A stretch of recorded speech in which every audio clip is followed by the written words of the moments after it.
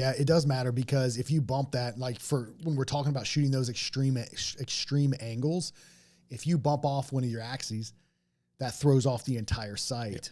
So it's something you really need to consider, you know. And when we talk about it, I mean, I guess going right into it with those extreme angles, it's probably in your best interest to have a sight that has the ability to adjust your second, third axis. Right.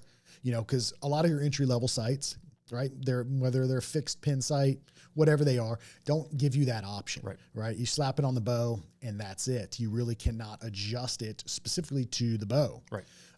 Which is a major factor for angles. Yeah. Especially those uphill, downhill. That's crucial for your third axis, and to make sure it is set up correctly as well. Yeah, because you'll be missing left and right and questioning yourself and your capability. Yeah.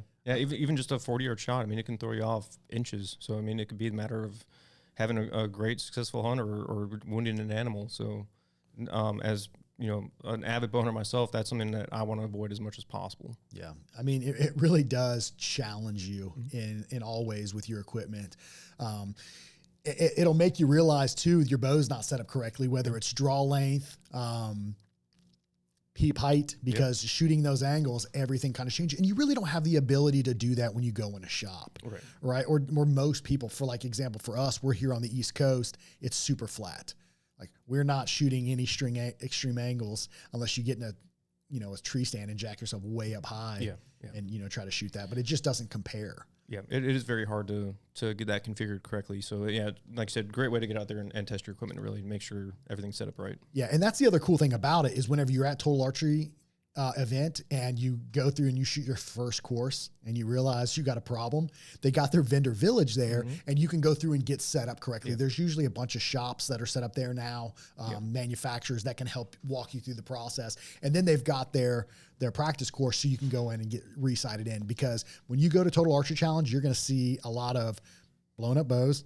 It happens every year. I dry fire their bow on accident, or lose their footing, fall, bump something off, and then you've got to have it fixed. And luckily at these events, everything you need is there to get you back up and running and get back in it. Yeah. And that brings me to remember something. I was a couple of years ago now, but I think it was at the Tennessee course.